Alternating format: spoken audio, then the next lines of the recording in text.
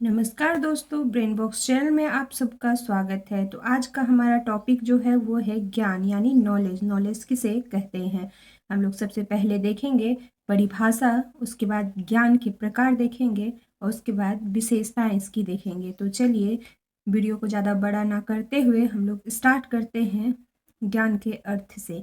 ज्ञान के अर्थ किसे कहते हैं देखिए, सबसे पहले आप जानिए। यहाँ लिखा हुआ है ज्ञान शब्द संस्कृत के ज्ञा धातु में अ प्रत्यय लगने से बनता है, जिसका अर्थ होता है जानना, जो अंग्रेजी भाषा के नॉलेज शब्द का हिंदी रूपांतरण है, जिसे टू नो कहा जाता है।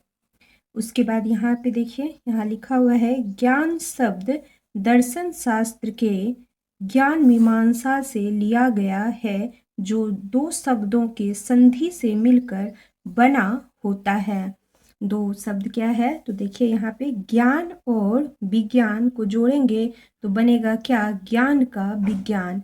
इस प्रकार अर्थ होता है ज्ञान का विज्ञान। ज्ञान शब्द प्रज्ञा, ज्ञाता और ज्ञेय के पारस्परिक संबंध से ज्ञान की उत्पत्ति की जाती है। अतः प्रत्येक ज्ञान के ज्ञाता और ज्ञेय होता है, और जब ज्ञाता का ज्ञेय के साथ इंद्रियों के माध्यम से संपर्क होता है तो ज्ञेय को पदार्थ के संबंध में एक चेतना होती है, जिसे ज्ञान की संज्ञा दी जाती है। इसी प्रकार ज्ञानेंद्रियों से जो प्रत्यक्षीकरण अथवा या यहाँ पे तथा अनुभव होता है उसे भी ज्ञान कहते हैं। ज्ञान इंद्रियों तक ही सीमित नहीं होता, अपितु इंद्रियों से परे भी जो अनुभूतियाँ होती है उसे भी ज्ञान कहा जाता है। अगर हम ज्ञान को देखें तो ज्ञान को प्रमाणित करने के लिए तीन चीज पर बल दिया जाता है। किस पर, तो सत्यता पर, सत्यता में विश्वास तथा यहाँ पे देखिए सत्यता में विश्वास, सत्यता के लिए पर्याप्त प्रमाण, ज्ञान के स्वरूप को मानसिक तथा मनोवैज्ञानिक क्रिया जैसे जानना, करना, अनुभूति करना मानते हैं। अब हम चलते हैं ज्ञान की परिभाषा की ओर।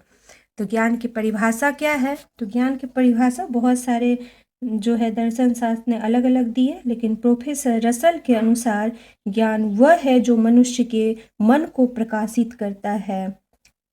प्लेटो के अनुसार विचारों के देवीय व्यवस्था और आत्मा परमात्मा के स्वरूप को जानना ही सच्चा ज्ञान है। फिर एक है बौद्ध दर्शन के अनुसार ज्ञान वह है जो मनुष्य को सांसारिक दुखों से छुटकारा दिलाए।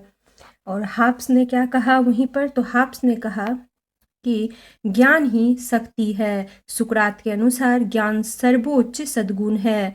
और वहीं विलियम जेम्स के अनुसार उन्होंने ज्ञान को क्या कहा कि ज्ञान व्यवहारिक प्राप्ति और सफलता का दूसरा नाम है। फिर हम आगे देखेंगे ज्ञान के प्रकार।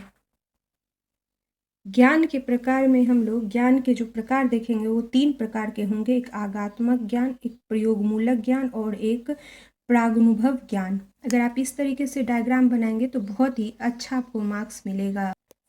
हम पहला जो है हमारा आगमनात्मक ज्ञान, उसके तरफ अगर देखें तो आगमनात्मक ज्ञान के प्रवर्तक जॉन लॉक को कहा जाता है। यह ज्ञान अनुभव तथा निरीक्षण द्वारा सीखी जाती है, जिसके अनुसार जॉन लॉक ने कहा कि बालक का मन जन्म से, जब जो बच्चा जन्म होता है तो जन्म के समय कोरी पटियां के समान होता है। जैसे जैसे अनुभव मिलती है इस पटियां पर लेखन जो है होने लगता है, अतः अनुभव के द्वारा क्या होता है, ज्ञान में वृद्धि होता है। यानी सीखने के समग्र अनुभव का होना जरूरी होता है। वहीं पे जॉन लॉक के में जो है इनका थ्योरी में अलौकिक का कोई स्थान नहीं है। ठीक है, नेक्स्ट है हमारा प्रयोगमूलक ज्ञान। प्रयोगमूलक ज्ञान यहाँ पे लिखा हुआ है क्या, प्रयोगमूलक ज्ञान क्या होता है, तो प्रयोगमूलक ज्ञान जो है उनके प्रवर्तक जॉन ड्यूबी को कहा जाता है। और इन्होंने जो है अपने प्रयोग द्वारा बताया कि आप किसको कहेंगे प्रयोगमूलक, जिसमें ज्ञान का प्रयोग मतलब ज्ञान का जो प्रयोग है उसके द्वारा सीखा जाएगा, यानी प्रयोग के द्वारा सीखा जाएगा ज्ञान को, ठीक है। तो वही लिखा हुआ है, ज्ञान प्रयोग द्वारा सीखी जाती है। ज्ञान की प्रक्रिया एक प्रयास एवं सहन की प्रक्रिया है, ठीक है। ये 2 बार हो गया है।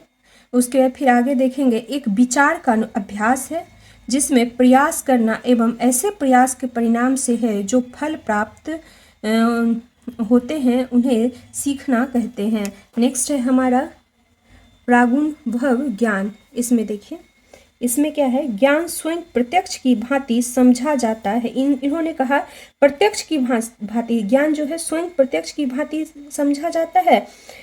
जब इन्हें समझ लिया जाता है तो उन्हें निरीक्षण के जो है जरूरत नहीं पड़ेगी। इसीलिए यहाँ लिखा है निरीक्षण, अनुभव या प्रयोग द्वारा प्रमाणित करने की आवश्यकता नहीं होती है। इसके प्रवर्तक कांट को कहा जाता है।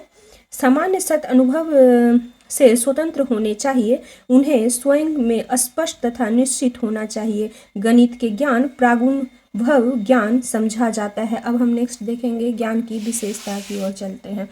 ज्ञान की क्या विशेषता है, तो ज्ञान की विशेषता देखिए, शिक्षा का उद्देश्य व्यक्ति के ज्ञान का विकास करना चाहिए। इस ज्ञान का स्रोत इंद्रिय, अनुभव, तर्क, आप्त, वचन कुछ भी हो सकता है। दूसरे शब्दों में शिक्षा का उद्देश्य है ज्ञान प्राप्त करना।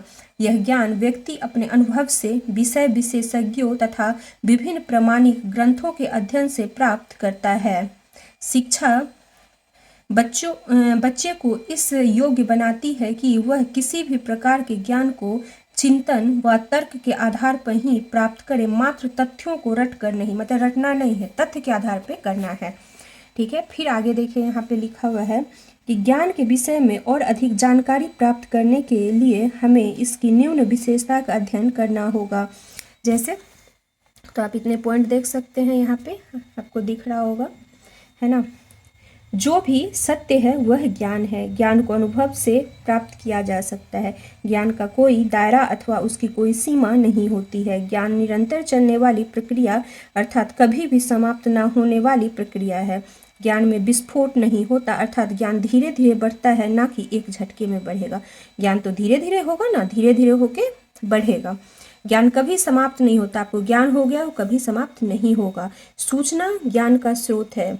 अगर सूचना चाहिए तो ज्ञान होगा, तभी तो आप सूचना देंगे। तो ज्ञान का स्रोत सूचना है। ज्ञान शक्ति होती है। ज्ञान है तो आपके पास शक्ति भी है। ज्ञान समय के परिणाम स्वरूप होता है। एक बार में होता है क्या? नहीं, समय के साथ होता है, यानी समय के परिणाम स्वरूप होता है। तो चलिए, यहीं पे हमारा समाप्त होता है ज्ञान टॉपिक, और अगला जो हमारा रहेगा वो हम लोग नेक्स्ट वीडियो में देखेंगे। आप लोग ज़रूर देखें।